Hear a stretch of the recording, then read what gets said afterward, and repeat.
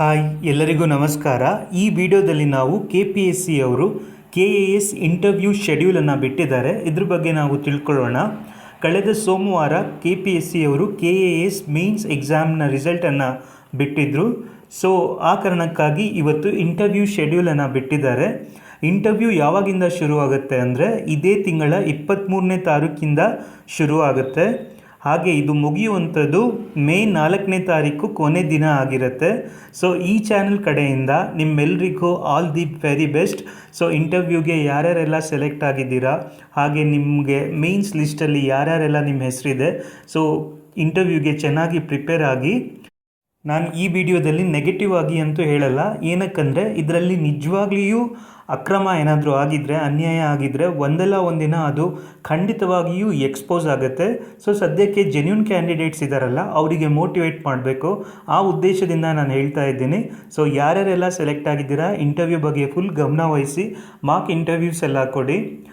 ಉದಾಹರಣೆಗೆ 2011ನೇ ಬ್ಯಾಚಲ್ಲಿ KAS process ನಡೆದಿತ್ತಲ್ಲ, so ಅಲ್ಲಿ ಮನಿ involvement ನಡೆದಿತ್ತು ಅಂತ 2014ರಲ್ಲಿ ಅದನ್ನು ಸ್ಕ್ವಾಶ್ ಮಾಡಿದರು. ಸೊ ಆ ರೀತಿ ಇಲ್ಲಿಯೂ ಕೂಡ ಏನಾದರೂ ಅನ್ಯಾಯ ಆಗಿದ್ದರೆ ಒಂದಲ್ಲ ಒಂದಿನ ಎಕ್ಸ್ಪೋಸ್ ಆಗೇ ಆಗುತ್ತೆ. ಸದ್ಯಕ್ಕೆ ನೋ ನೆಗೆಟಿವ್ ಕಾಮೆಂಟ್ಸ್.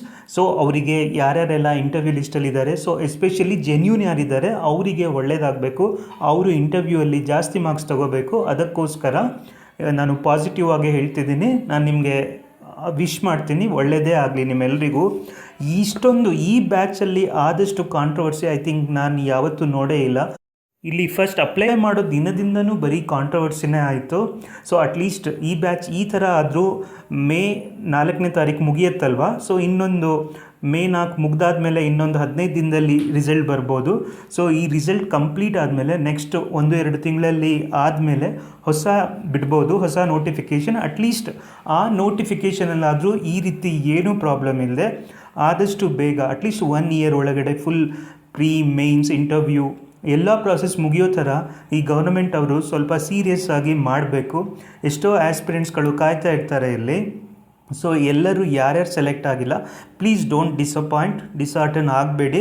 ಸೊ ನಿಮಗೆ ಇದೊಂದು ಚಾನ್ಸ್ ಸಿಕ್ಕಿದೆ ಅಂತ ಅಂದ್ಕೊಂಡು ನೀವು ಇಂಪ್ರೂವ್ ಎಲ್ಲೆಲ್ಲಿ ಆಗಬೇಕು ಅಲ್ಲಿ ಸಾಕಷ್ಟು ಇಂಪ್ರೂವ್ ಆಗಿ ಮುಂದಿನ ಮೇನ್ಸ್ ಇಂಟರ್ವ್ಯೂ ನಿಮ್ಮದೇ ಅಂತ ಅಂದ್ಕೊಳ್ಳಿ. ಫೈನಲ್ ಲಿಸ್ಟಲ್ಲೂ ನೀವು ಬಂದೇ ಬರ್ತೀರಾ.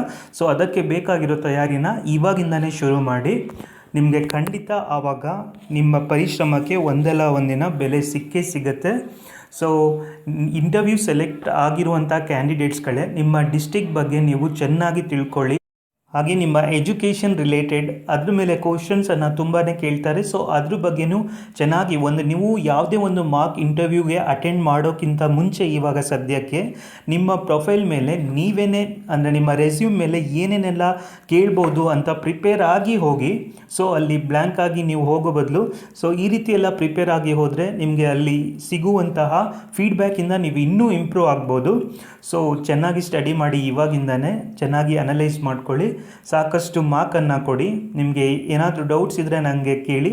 ನಾನು UPSC ಪ್ರಿಪೇರ್ ಆಗ್ತಾ ಇದ್ದೆ. ಸೊ ನನ್ನ ಕ್ಲೋಸ್ ಫ್ರೆಂಡ್ 2017ರಲ್ಲಿ ರ್ಯಾಂಕ್ 2 ತಗೊಂಡಿದ್ರು, ಆಲ್ ಇಂಡಿಯಾ ರ್ಯಾಂಕ್ 2 ತಗೊಂಡಿದ್ರು. ಹಾಗೆ number of my friends they are also cleared and they are currently serving as an officer in various central government departments. ಹಾಗೆ KAS ಆಗಿರುವಂಥ ನನ್ನ ಫ್ರೆಂಡ್ಸ್ ಎಲ್ಲ ಇದ್ದಾರೆ, ಅವರಿಂದ ನಾನು ಸಾಕಷ್ಟು ತಿಳ್ಕೊಂಡಿದ್ದೀನಿ. ಸೊ ನನಗೆ ಗೊತ್ತಿರುವಂಥ ನಾನು ನಿಮಗೆ ಶೇರ್ ಮಾಡ್ತೀನಿ. ಇನ್ ಕೇಸ್ ನಿಮಗೆ ಏನಾದರೂ ಕೇಳಬೇಕು ಅನಿಸಿದರೆ ಕೇಳಿ.